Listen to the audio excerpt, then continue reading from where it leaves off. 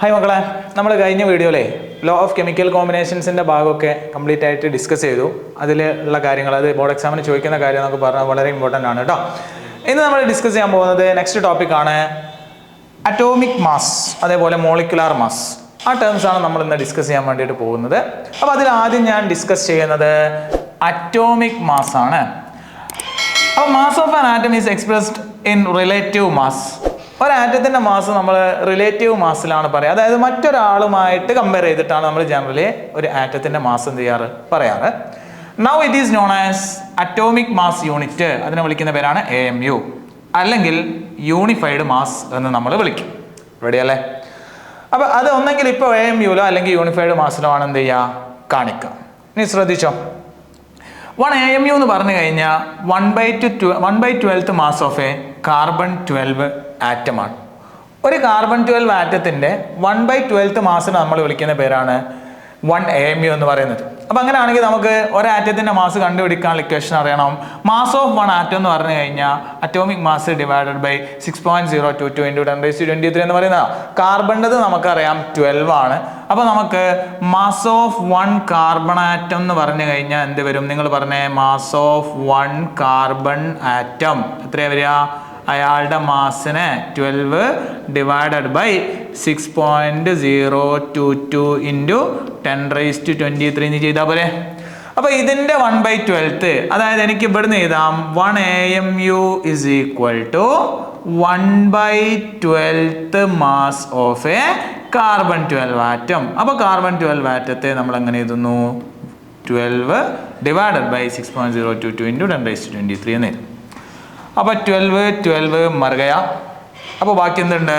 1 AMU എന്ന് പറഞ്ഞു കഴിഞ്ഞാൽ 1 AMU ഇസ് ഈക്വൽ ടു 1/6.022 × 10⁻23. ഈ 6.022 × 10⁻23 നമ്മൾ വിളിക്കുന്ന പേരാണ് അവഗാഡ്രോ നമ്പർ. സോ ഇതിനെ വേണമെങ്കിൽ എനിക്ക് ഇങ്ങനെയും എഴുതാം 1/NA. അത് ചെയ്താൽ നിങ്ങൾക്ക് കിട്ടുന്ന ആൻസർ ആണ് 1 AMU = 1.6605 × 10⁻24 ഗ്രാം എന്ന് പറയുന്നത്. ഡൗട്ട് ഉണ്ടോ? അപ്പോൾ ഇങ്ങനെയാണ് നമ്മൾ ഒരു ആറ്റത്തിൻ്റെ മാസിന് എന്ത് ചെയ്യുക, കാണിക്കുക. അപ്പോൾ യൂണിഫൈഡ് മാസ്സായിട്ട് ആറ്റത്തിൻ്റെ മാസ് എങ്ങനെ കാണിക്കുക എന്നുള്ളത് നമ്മൾ നോക്കുകയാണ്. അപ്പോൾ ജസ്റ്റ് ഹൈഡ്രജൻ എടുക്കുകയാണെന്നുണ്ടെങ്കിൽ ഹൈഡ്രജൻ്റെ മാസ് നമ്മൾ യൂണിഫൈഡ് മാസ്സായിട്ട് 1 യൂണിഫൈഡ് 1 U എന്ന് എഴുതും അല്ലേ. ഇനി കാർബൺ ആണെങ്കിലോ, കാർബണിൻ്റെത് 12 U എന്ന് പറയുന്നതാണ്. ഓക്സിജൻ എന്ന് പറഞ്ഞാലോ എത്രയാ? 16 യൂണിഫൈഡ് മാസാണ് അല്ലേ. ഇനി ക്ലോറിൻ എന്ന് പറഞ്ഞു കഴിഞ്ഞാലോ 35.5 യൂണിഫൈഡ് മാസാണ്. അപ്പോൾ ഇതാണ് എന്ത്, അറ്റോമിക് മാസ്. അത് ഇൻ ടേംസ് ഓഫ് യൂണിഫൈഡ് മാസ്സായിട്ട് നമ്മൾ പറയാം. റെഡി അല്ലേ? അപ്പോൾ അറ്റോമിക് മാസ് എന്താ എന്നുള്ളത് നമ്മൾ ജസ്റ്റ് എന്ത് ചെയ്തു, ഡിസ്കസ് ചെയ്തു. ഇനി അറ്റോമിക് മാസുമായിട്ടുള്ള റിലേഷൻസ് ആണ്. മാസ് ഓഫ് 1 ആറ്റം കണ്ടുപിടിക്കാനുള്ള ഇക്വേഷൻ ഞാൻ പറഞ്ഞു തന്നു. Atomic mass divided by 6.022 × 10⁻23.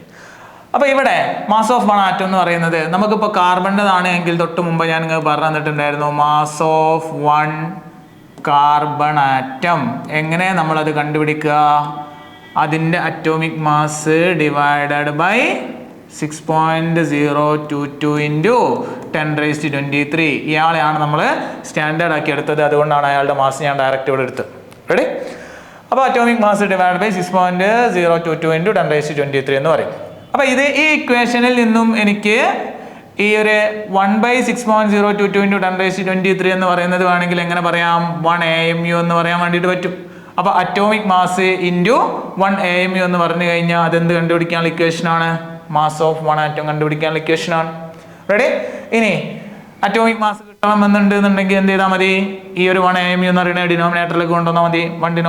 ഡിനോമിനേറ്ററിലുള്ള 1 AMU എന്ന് പറയുന്നതാണ് 1.6605 × 10⁻24. അപ്പോൾ ഈ ഇക്വേഷൻസ് ഒക്കെ ജസ്റ്റ് റീഅറേഞ്ച് ചെയ്ത് എഴുതിയതാണ് എന്ന് മാത്രം. റെഡി?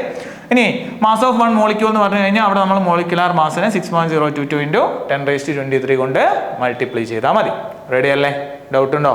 ഇല്ല. അപ്പോൾ ഈ ഇക്വേഷൻസ് ജസ്റ്റ് ഒന്ന് ഇങ്ങനെ അറിഞ്ഞു വെക്കുക കേട്ടോ.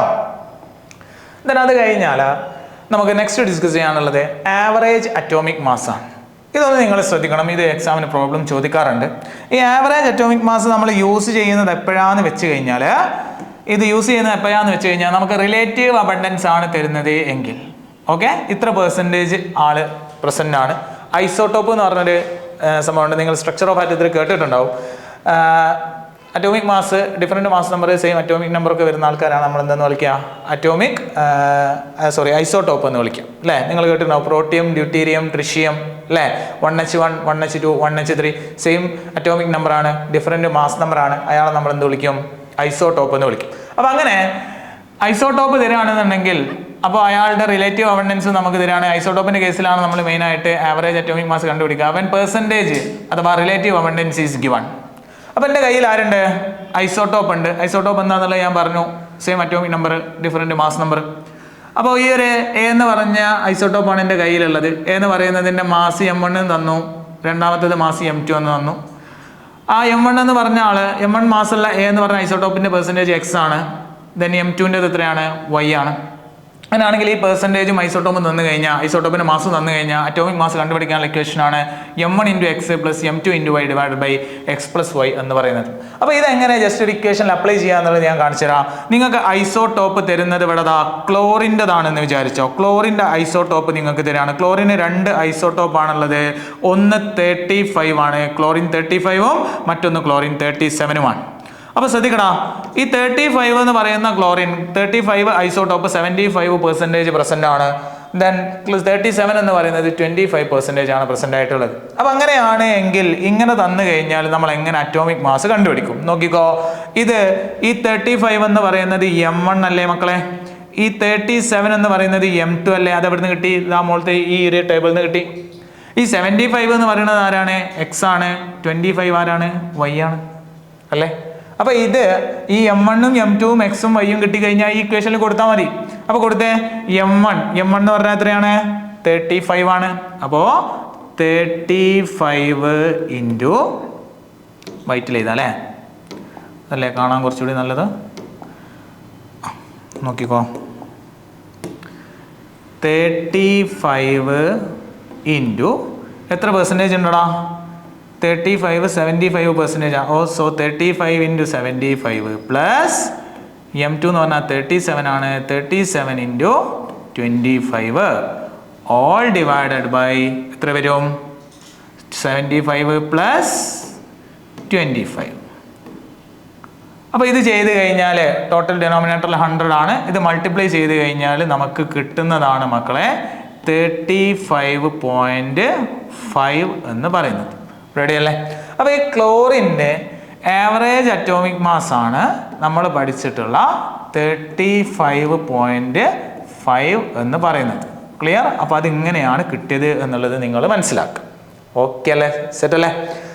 ഇനി ഈ ഒരു ആവറേജ് അറ്റോമിക് മാസ് കഴിഞ്ഞാൽ നെക്സ്റ്റ് ആണ് നമുക്ക് പറയാനുള്ളത് മോളിക്യുലാർ മാസാണ്. ആറ്റംസ് കൂടി ചേർന്നിട്ടല്ലടാ മോളിക്യൂള് മാറുന്നത്, മോളിക്യൂളായിട്ട് മാറുന്നത് അല്ലെങ്കിൽ മോളിക്യൂൾ ഫോം ചെയ്യുന്നത്. അപ്പം അങ്ങനെയുള്ള ഒരു മോളിക്യൂളിലുള്ള ആറ്റത്തിൻ്റെ മാസിൻ്റെ സമ്മ്, അറ്റോമിക് മാസിൻ്റെ സമ്മിനെ നമ്മൾ വിളിക്കുന്ന പേരാണ് molecular mass. Sum of atomic masses of element present in a molecule. Just ശ്രദ്ധിച്ചോ, ഞാനിവിടെ ഒരു കോമ്പൗണ്ട് എടുക്കുന്നു, H2O. H2Oയിൽ 2 ആൾക്കാരാണുള്ളത്. ആരൊക്കെ? ഹൈഡ്രജനും ഓക്സിജനും. ഹൈഡ്രജൻ്റെ മാസ് എത്രടാ? 2 അത് H2 ആണ്, 1 ആണ്. ഇവിടെ ഹൈഡ്രജൻ ആറ്റല്ലേ, 1 ആണ്. ഓക്സിജൻ്റെ എത്രടാ? 16 അല്ലേ. അപ്പോൾ ഇവിടെ 2 ഓക്സിജൻ ഉണ്ട്, 2 ഹൈഡ്രജൻ ഉണ്ട്. സോ 2 × 1 പ്ലസ് 1 ഓക്സിജൻ ആണുള്ളത്, 16. അപ്പോൾ ഇത് കൂട്ടിക്കഴിഞ്ഞാൽ നമുക്ക് കിട്ടുന്നതാണ് മോളാർ മാസ്. അപ്പോൾ ഇവിടെ ഉള്ളതൊക്കെ അറ്റോമിക് മാസ് ആണ്, അതിൻ്റെ സമ്മ്. അപ്പോൾ 18 എന്ന് കിട്ടും. റെഡി? ക്ലിയർ? ഇനി അതേ സമയത്ത് കാർബൺ ഡൈ ഓക്സൈഡ് ആണെങ്കിലോ പറഞ്ഞേ, കാർബണിൻ്റെ നമുക്കറിയാം 12 ആണ്, ഓക്സിജൻ്റെ നമുക്കറിയാം 16 ആണ്. എത്ര എണ്ണം ഉണ്ട് ഇവിടെ? 2 എണ്ണം ഉണ്ട് അല്ലേ. അപ്പോൾ ടോട്ടൽ ഇവിടെ എത്ര കിട്ടി? 32 എന്ന് കിട്ടി. അപ്പോൾ മോളാർ മാസ് ഓഫ് കാർബൺ ഡൈ ഓക്സൈഡ് എന്ന് പറയുന്നത് എത്ര വരും? 12 പ്ലസ് 32 = 44. റെഡി? അപ്പം അങ്ങനെ ആണെങ്കിൽ ഞാൻ ഇവിടെ കുറച്ച് കോമ്പൗണ്ട് തരാം, നിങ്ങളത് ചെയ്ത് നോക്കണം. ഒന്നാമത്തത് ഗ്ലൂക്കോസ്, C6H12O6. ഇത് ചെയ്യണം കേട്ടോ. രണ്ടാമത്തെ കോമ്പൗണ്ട് യൂറിയ, NH2CONH2. റെഡി? മൂന്നാമത്തത് CH3OH. നാലാമത്തത് H2SO4. അഞ്ചാമത്തത് H3PO4. റെഡി? അപ്പോൾ ഇതിലുള്ള ഓരോ എലമെൻസിൻ്റെയും അറ്റോമിക് മാസ് എടുക്കുക, അതിൻ്റെ സം എടുക്കുക. അങ്ങനെയാണെങ്കിൽ ഇതിൻ്റെ മോളിക്കുലാർ മാസ് നിങ്ങൾക്ക് കിട്ടും. അത് നിങ്ങൾ എന്ത് ചെയ്യണം? കണ്ടുപിടിക്കണം. എങ്ങനെയാണ് കണ്ടുപിടിക്കുക ഞാൻ പറഞ്ഞല്ലോ. ഡൗട്ട് ഉണ്ടോ? റെഡി അല്ലേ? ഓക്കെ. ദെൻ മോളിക്കുലാർ മാസ് കഴിഞ്ഞാൽ അടുത്തൊരു ടേം നമ്മൾ അറിയേണ്ടത് ഫോർമുല മാസാണ്. ഫോർമുല മാസ് എന്ന് പറഞ്ഞാൽ ആക്ച്വലി അത് മോളിക്കുലാർ മാസ് തന്നെയാണ്. പക്ഷേ മോളിക്കുലാർ മാസ് അയോണിക് കോമ്പൗണ്ടിന്റെ കേസിലാകുന്ന സമയത്ത് നമ്മൾ വിളിക്കുന്ന പേരാണ് ഫോർമുല മാസ് എന്ന് പറയുന്നത്. അപ്പോൾ ഇവിടെ ഞാനൊരു കോമ്പൗണ്ട് എടുത്തു, NaCl. NaCl അയോണിക് ആണ് അല്ലടാ. അപ്പോൾ NaCl Na ഉണ്ട്, Cl ഉണ്ട്.